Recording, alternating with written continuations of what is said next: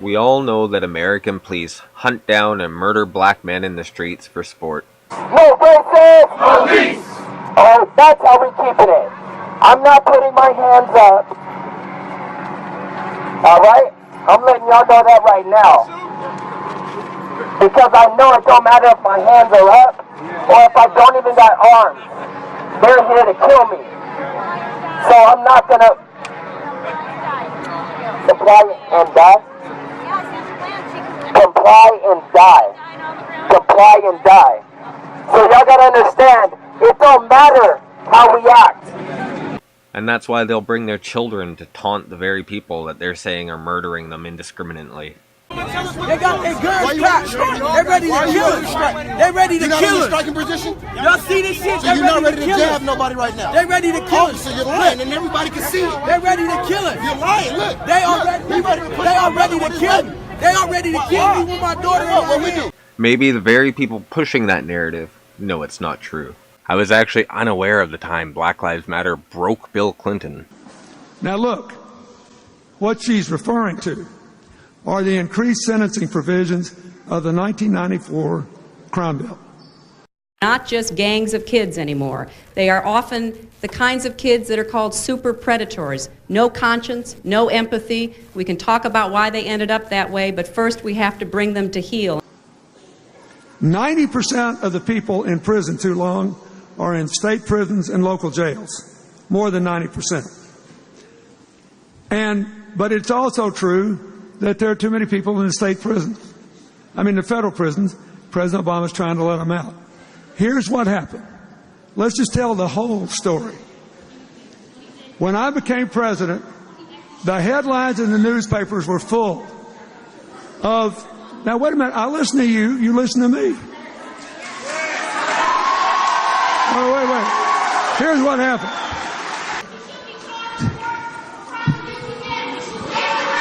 Oh. Now wait a minute. Now you're screaming. So let's do another one. Whoa. No, wait. I want to deal with them all. Come on. No. Come on.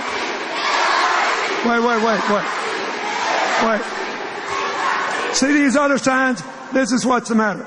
I don't know how you would characterize the gang leaders who got 13-year-old kids hopped up on crack and sent them out onto the street to murder other African-American children. Maybe you thought they were good citizens. She didn't.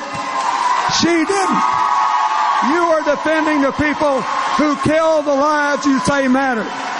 Tell the truth.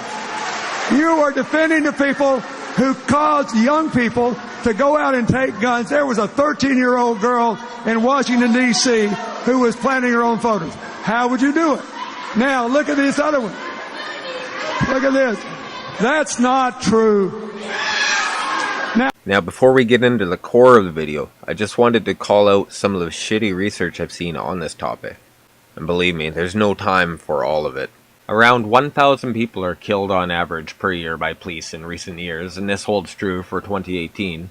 And to quote the Washington Post, as of a week ago, they're this year than at the same time last year. Good job, Washington Post. Of data like this. Nonetheless, if you combine the murder rate for the African Americans, it's about 5 times that of their white counterparts. Thunderfoot is totally fucking wrong here. For Mr. YouTube scientist, he sure can't do any fucking math. Now, for one, the FBI database is only useful at all because of luck. They only track about half of departments, and those submissions are voluntary. You don't know where you're getting that data from.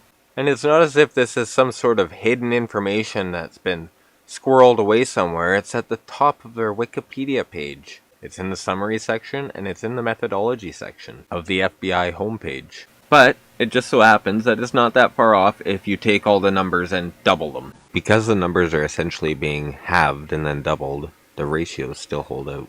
And so if you take those numbers, you don't end up with an African American murder rate 5 times higher than their white counterparts. You end up with an African American murder rate between 10 and 12 times higher than their white counterparts. What Thunderfoot has done here is taken the entire U.S. murder rate, every murder in the U.S., and then apply it to the white demographic. While in reality, white folks commit about 48% of the murders in America, while African Americans commit murder at almost 3 times the rate of their white counterparts. Yeah, and suddenly that number is even lower randomly. 800,000 people saw Thunderfoot's video. I'll be lucky if 100 people see this correction. Percent of their victims being male, and about 23% being female. Although, as with before, it should be stressed that African Americans are about 5 times as likely to be a murderer as a white guy. For the African Americans, it's about 5 times that of their white counterparts, while African Americans commit murder at almost 3 times the rate of their white counterparts. And this isn't the only time I've seen them make mistakes like this. This is just one of the more blatant and provable. And honestly, it's just unforgivable that on a video specifically focusing on the topic of murder and race, that you get the central point entirely wrong. I mean, you can go on Wikipedia and get better information than Thunderfoot did from the FBI database. Not that he couldn't have got more accurate information from there if he had done his math correctly. If you're ever doing this kind of research, look at the CDC, the Bureau of Justice Statistics, or the Department of Justice. I don't know what kind of a scientist doesn't look at the methodology of the research items that he's using. It's just fucking ridiculous. But then again, still, it wasn't the methodology of the data that was wrong. It was the interpreter. The Atlantic also makes the same... Well, I don't think it was a mistake in this case. So up here we see that of the 1,146 and 1,092 victims of police violence in 2015 and 2016 respectively, okay, we're going to get down a couple paragraphs and see that the FBI counted 435 justifiable homicides by police officers in 2016. So all of a sudden, we've swapped data sets from a total number to the FBI database, which is a voluntary submission. I mean, they could have counted 1, they could have counted all of them. I mean, who knows, right? But when you put those numbers so close to each other without mentioning the difference in between them, it's going to leave an impression that's not based in fact. But before we get too deep into it, you should know that the statistics themselves are racist. As the FBI's 2015 hate crime statistics show, Black Americans, who are around 13.5% of the population, commit 24.3% of the hate crimes. Meanwhile, 48.4% of hate crime offenders were white, compared to their majority of 60% of the US population, thus being twice as likely to commit a hate crime as their white peers. It's quite clear that the FBI database is racist.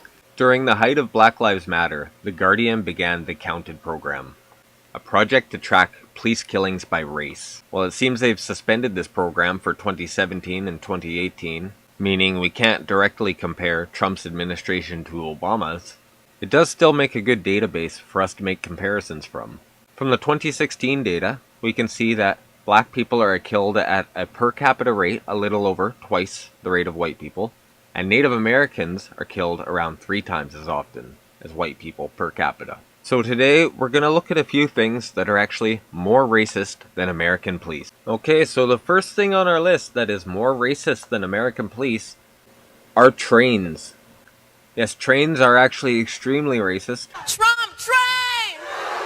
Trump train! The Injury Fact Book is a medical and statistical reference material. They say that the rate for Native Americans is almost 3 times the rate for blacks and 5 times the rate for whites.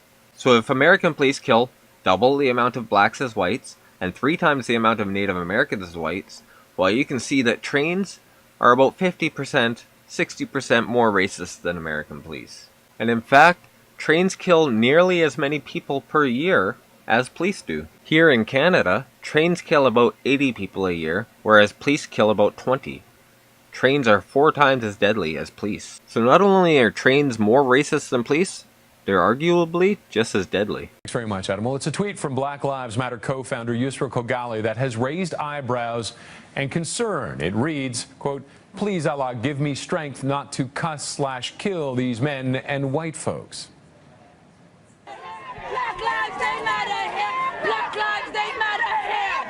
This is Kogali confronting the premier yesterday when Kathleen Wynne addressed Black Lives Matter's protesters at Queen's Park. Pedestrian fatalities are extremely racist too, where the percentage of non-Hispanic white fatalities was lower than any minority group. And again, we see black people being victimized twice as often as their white peers. Sexually transmitted diseases are also more racist than American police, affecting black Americans at a rate approximately 4 times higher than other racial categories. Genital herpes among black females is 3 to 4 times higher than their white female peers, with around 80% of black females over the age of 35 having genital herpes, and more than half of all black women over the age of 20. And as hashtag 6 in 10 men tells us, that if nothing changes, 6 in 10 black, gay, and bisexual men in the United States will be HIV positive by the time they're 40. And that's according to a CDC report, so between 50 and 60% of gay black men in the US will test HIV positive. For comparison, around 1 in 11 white gay men will become HIV positive, about 9%, a rate which is 6 times higher for black men. Diabetes too shows its racist face, killing blacks again at a rate 2 times that of their white counterparts. I think this is a clear indication that insulin is part of the white supremacist plot. I mean, why do you think sugar is white? That shit was brown to start with, and we went and whitewashed it. Now look what's happened. Preschool teachers are also racist, with black preschoolers 3 times as likely to be suspended as their white peers. In Arkansas, black students were 5 times as likely to be suspended as white students. In the 2006 to 2007 school year, black students made up 17.1% of the nationwide student population, but 35.6% of those paddled. Arkansas permits corporal punishment. What the fuck, Arkansas? I'm surprised I've never heard of this. 19 states permit schools to use corporal punishment. Doesn't seem like it's that effective. I gotta say, I'm surprised there aren't more school principals being murdered. If my principal wanted to paddle me, I think I'd kick him in the fucking nuts. Jesus. And the second most racist offender on my list are guns. According to the NYPD Annual Firearms Discharge Report of 2012, which I use for its simple, easy-to-read graphic, which says that, although 25% of the city's population is black, among all criminal shooting suspects identified by race citywide, 77% were black, and 74% of shooting victims were black. Among subjects firing on police, 79% were black, and among those struck by police gunfire or killed by police gunfire, blacks were 69%. And despite being 25% of the city's population, black citizens were 75% of those armed with guns when they encountered police. New York, especially at this time, was almost exactly 50% white, which makes demonstrating this ratio much more simple. While white citizens were 5% of those who fired on police, black citizens were 80%. That's a 16 times difference. Now we adjust for the population ratio and see there's around a 32 times difference per capita in the race of those who fire guns at police in New York. Therefore, it's clear to me that guns are extremely racist, choosing to fire dozens of times more often while in the possession of black owners. I couldn't determine whether it was the gun or the ammunition which is responsible for this racial disparity. Thus it's advisable that both the gun and ammo be controlled securely in a government incinerator.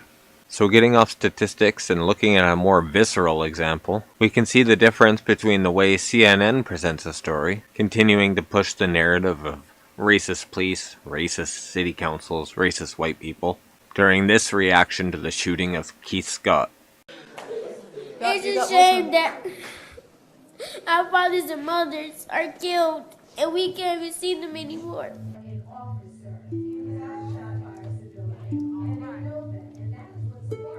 It's a shame that we have to go to the graveyard and bury them.